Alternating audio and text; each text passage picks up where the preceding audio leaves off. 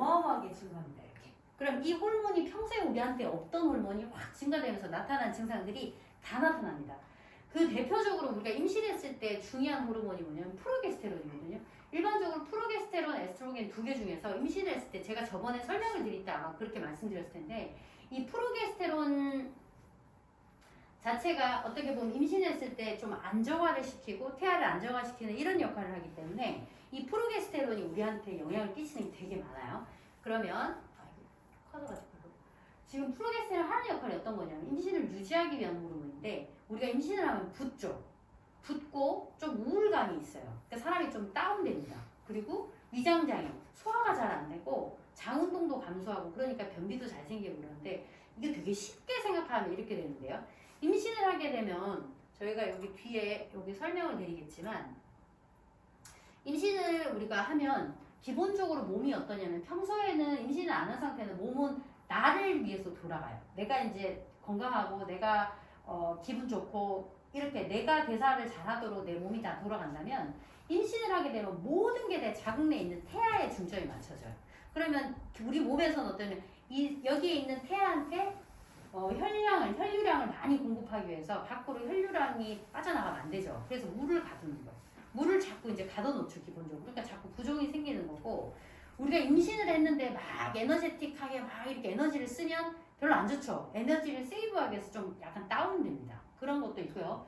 또 하나는 기본적으로 임신을 했을 때 중요한 게 자궁 내에 아기가 이렇게 들어있을 때 우리가 나중에 조산이라는 개념을 제가 설명을 드릴 건데 조산이라는 게 자궁이 원래 수축하지 말아야 되는데 막 수축을 해가지고 자궁 이렇게 아기가 밖으로 빨리 빠져나가는 게 조산이에요. 그러니까 임신을 했을 때는 어떠냐면 이게 수축을 과도하게 하면 별로 안 좋겠죠.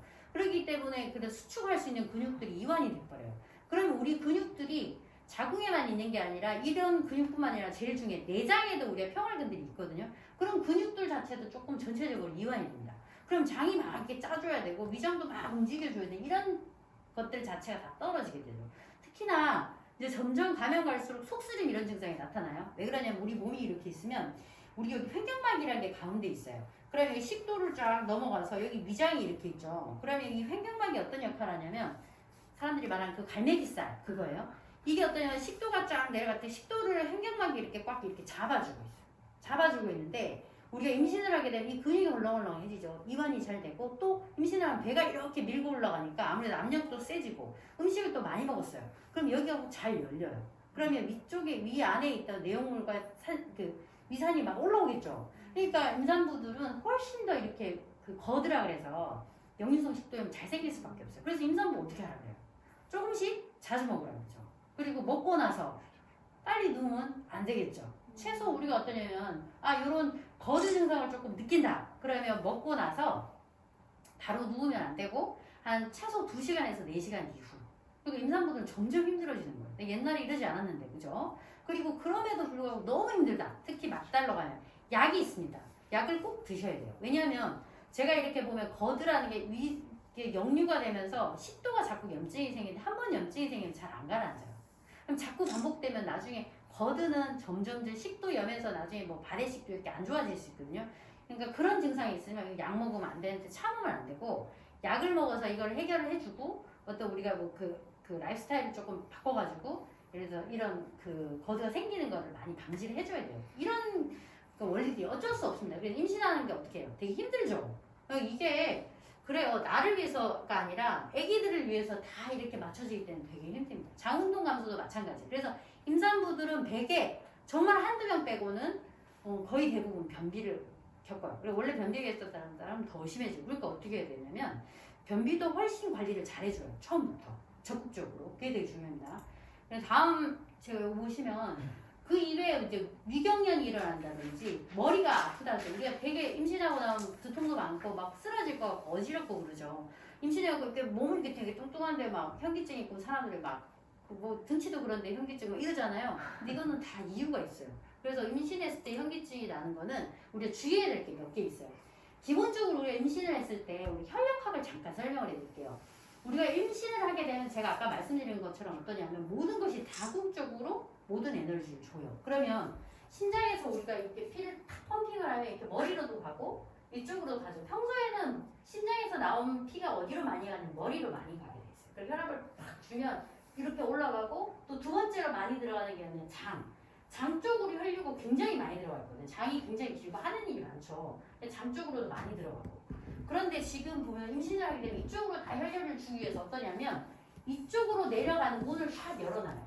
그러니까 여기를 많이 열어놓으면 한 번 딱 짰을 때 이쪽으로 많이 가니까 위로 그리고 다른 데도 덜 가겠죠. 그래서 기본적으로 임산부들이 혈압이 떨어지는 게 정상이에요. 환자들이 혈압을 재가지고 선생님 저 큰일 났어요. 혈압이 90에 뭐 60이에요. 아 괜찮습니다. 저도 혈압을 재고 여자분들이 좀 혈압이 낮죠. 특히 마르고 이런 분들은 90에 60이에요. 쇼크 아닌가요? 아니죠. 그렇죠. 임산부들 혈압이 낮아요. 왜냐면 이런 원리로 낮습니다. 임산부들이 근데 혈압이 높다. 그거 이상한 겁니다. 임산부가 혈압이 높은 게 굉장히 심각한 문제이기 때문에 그게 그럴 때는 혈압이 높다. 140 가까이 간다. 그럼 반드시 빨리 이야기를 해줘야 되는 거고. 그럼 이렇기 때문에 어떠냐면 혈압이 기본적으로 이렇게 낮죠. 그런데 예를 들어서 내가 임산부들이 입덧을 해요. 그럼 잘 못 먹고 혈류량이 가뜩이나 우리 혈류를 모아야 되거든요. 그래서 뭐 붓게도 하고 이러는데 혈류량이 자꾸 떨어집니다. 그럼 잘 못 먹고 구토를 해버리면 우리 몸에서 탈수 증상이 심하게 나타나죠. 그 상태에서 밤에 뭐 일을 하느라 밤을 좀 샜고 되게 피곤한 상태에서 아침에 출근할 때 전철을 타다가 쓰러져서 오신 분들이 진짜 많아요. 특히나 어떤 분이냐면 마르고 키 크고 여기 계시는 분들 이렇게. 그리고 또 어떠냐면 젊었을 때 기립성 저혈압으로 무리하고 그러면 막 이렇게 잘 쓰러지고 했던 분들이 있죠. 그런 분들은 훨씬 자세입니다. 바로 이런 원리 때문에 그래요. 그래서 가뜩이나 피 양이 부족한데 임신했는데 혈액량이 너무 부족하다. 그럼 이쪽으로 피가 거의 그러나 못 가버리는 거죠. 그죠? 그럼 이럴 때는 어떻게 하면 될까요? 이러면 이제 실제로 어떠냐면 머리를 이렇게 갑자기 기절해가지고 실려오는 분들이 생각보다 많은데 병원에서는 해줄 게 딱히 없어요. 이런 경우는 지금 피가 이쪽으로 많이 보내니까 지금 제가 말씀드린 것처럼 머리 많이 못 가고 그럼 어떻게 되냐면 이게 쓰러지죠. 그죠? 현기증 나서 막 쓰러지고 또 하나는 장으로 피가 못 가니까 장이 막 꼬이기 시작해요. 그래서 임신했을 때 막 장이 꼬여갖고 막 식은땀 나면서 오시는 분 있거든요. 그럴 때 우리가 하는 거는 그냥 다른 거 없어요. 수액을 줍니다. 그러면 뭐라 그러냐면 와 선생님 기적같이 좋아졌어요. 이렇게 막 당연하죠. 왜냐하면 혈류량이 부족해서 생긴 거니까 수액을 줘서 한꺼번에 확 공급하면 그쪽으로 확 들어가니까 이렇게 풀리는 거예요. 그래서 기본적으로 임산부들 같은 경우는 탈수가 되지 않도록 하는 게 되게 중요해요. 그리고 원래 기립성 저혈압이 있었던 사람이 임산부가 되면 그게 더 심해지는데 갑자기 확 일어나면 심해질 수 있겠죠. 그렇죠? 그리고 지하철을 타고 막 이러다가 이런 증상이 있다 그럼 제일 먼저 뭘 해야 되냐 머리를 빨리 낮춰야 되겠죠. 그럴 때는 이게 빨리 이렇게 엎드려야 되는데 어디든 아시죠? 그리고 병원에 가면 그냥 수액 이렇습니다. 알겠죠? 그냥 그런 어떤 원리가 있다. 손발이 저리는 것도 마찬가지예요. 탈수가 되고 이러면 이제 이쪽으로 갈 혈액량이 확실히 줄어들어서 그렇다고 보시면 되고 그래서 제가 말씀드린 것처럼 이런 경우는 우리가 머리를 좀 이렇게 눕히는 방법 그리고 병원에 가서 수액을 맞거나 이런 것들은 도움이 된다 이렇게 보시면 되고요. 생각보다 많아요 환자분들이. 그리고 기절해갖고 응급실에 실려가는 산모들 보면 거의 대부분 이런 케이스. 근데 사실 심각한 케이스는 아니죠. 또 하나가 이제 허리 통증이라든지 소변을 엄청 자주 보게 돼요. 이건 이제 임산부들이 거의 한 90% 이상 겪게 되죠. 그죠? 지금 보시면 우리가 임신을 하게 되면 여기 이렇게 아기가 이렇게 아기집이 있었는데 점점 아기가 커지죠. 그죠? 이렇게. 그러면 원리적으로 보시면요. 우리 몸에는 자궁이 이렇게 있으면 자궁 옆에 인대들이 이렇게 있어요.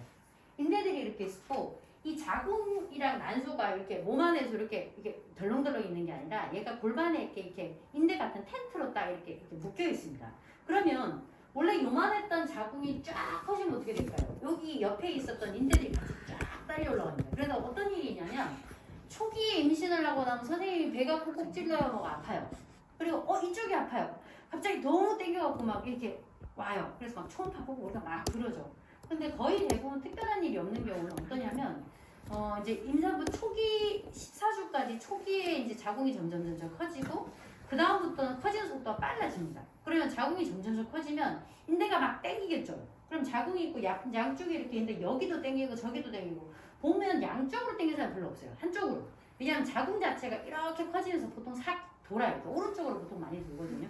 이렇게 돌면 여기가 많이 땡기고 아프겠죠. 이렇게 돌면 여기가 아프겠죠. 그래서 막 아픕니다. 그래서 이거는 이상한 건 아니고 사람마다 조금 다르죠. 원래 조금 이렇게 내가 인대나 이런 것들 좀 풀어놓은 사람들 조금 덜하고 그리고 되게 심한 사람들도 있어요. 뭐 약을 먹어야 되니 주사를 맞아야 되는데 우리가 쓸 수 있는 게 별로 없거든요. 근데 이렇기 때문에 임산부들 생각보다 많이. 그리고 가면 갈수록 꼬리뼈 쪽이 막 끊어지게 아파요. 허리가 아파요. 당연하겠죠. 그렇죠. 이쪽도 뒤쪽으로 인대가 이렇게 연결돼 있어요. 그럼 이렇게 커지고 있으면 이쪽 인대들이 전부 다 쫙 이렇게 뒤쪽으로 늘어나고 배가 앞으로 이렇게 쏠리면서 이쪽 인대가 다 당겨집니다. 되게 아프겠죠. 그래서 나중에 보면 잠도 잘 못 자고 초기에 환도 선다는 말 들어본 적 있죠. 아 그런 게 없구나.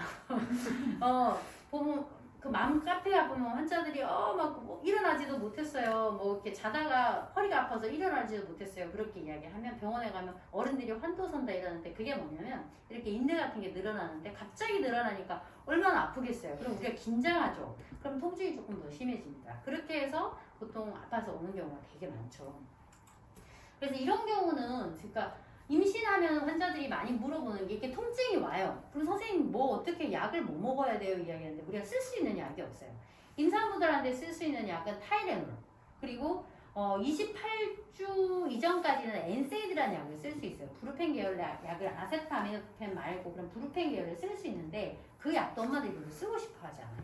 제일 좋은 거는 저는 어떻게 이야기하냐면 기본적으로 인대들이 막 당기면서 늘어나면서 아프죠, 그렇죠? 평소에 인대들을 조금 이렇게 훈련을 시켜주는 게 좋죠. 그래서 뭐 언니가 요가 선생님이라서 그런 게 아니고 임신 전부터 우리가 뭔가 요가를 한다든지 이렇게 해서 그러니까 몸을 좀 단련시켜 놓는 게 되게 중요하고요.